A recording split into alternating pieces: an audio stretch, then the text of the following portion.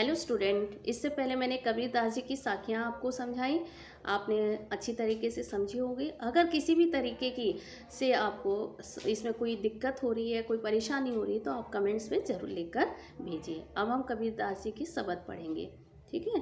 मोको कहाँ ढूंढे बंदे, मैं तो तेरे पास रे, ना मैं देवल ना मैं मस्जिद ना काबे कैलाश में। मोको का अर्थ होता है मुझको, बंदे का अर्थ होता है मनुष्य।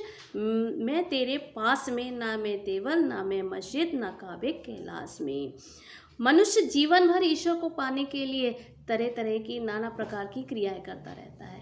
यहाँ पर कबीरदास जी ये कह रहे हैं कि ईश्वर को ढूंढने के लिए नाना प्रकार की क्रियाएं करने की कोई ज़रूरत नहीं है, क्योंकि ईश्वर हमारे अंदर ही विराजमान है। ना मैं देवल ना मैं मस्जिद ना काबे कैलाश में। ईश्वर को ढूंढने के लिए, ईश्वर को पाने के लिए हमें किसी मंदिर या किसी मस्जिद या किसी काशी या कैलाश में जाने की ज़रूरत नहीं है। आप अगर सच्चे मन से ईश्वर की भक्ति करते हैं तो ईश्वर को आप आसानी से प्राप्त कर सकते हैं। ना तो कोने क्रिया कर्म में, नहीं योग वैराग में। किसी भी प्रकार की बढ़ाई आडंबर करने की कोई ज़रूरत नहीं है, और ना ही किसी प्रकार के योग वैराग्य की ज़रूरत है। मतलब किसी भी तरह से हमें तीर्थ स्थल जाने की ज़रूरत नहीं है ईश्वर को प्राप्त करने के लिए, और ना ही नाना प्रकार की कोई क्रिया करने की ज़रूरत है। ईश्वर को अगर आप प्राप्त करना चाहते हैं तो आप अपने अंदर ही सच्चे मन से ईश्वर की खोज कर सकते हैं।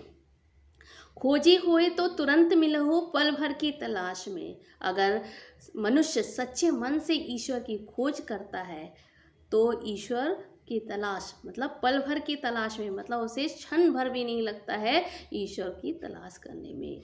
मतलब कबीरदास जी ये कह रहे हैं कि अगर सच्चे मन से ईश्वर की भक्ति की जाए तो आसानी से ईश्वर को प्राप्त किया जा सकता है। कहे कबीर सुनो भाई साधो, सब श्वासों की श्वास में। क्योंकि ईश्वर प्रत्येक मनुष्य के श्वास में विराजमान है। कहे कबीर सुनो भाई साधो, यहाँ कबीरदास जी कहते हैं कि हे मनुष्य, ईश्वर मनुष्य के हर एक श्वास में विराजमान है। अगर सच्चे मन से ईश्वर की भक्ति की जाए, सच्चे मन से ईश्वर को याद किया जाए तो ईश्वर हमारे अंदर ही विराजमान है, और हम ईश्वर को आसानी से प्राप्त कर सकते हैं। अब नेक्स्ट देखेंगे।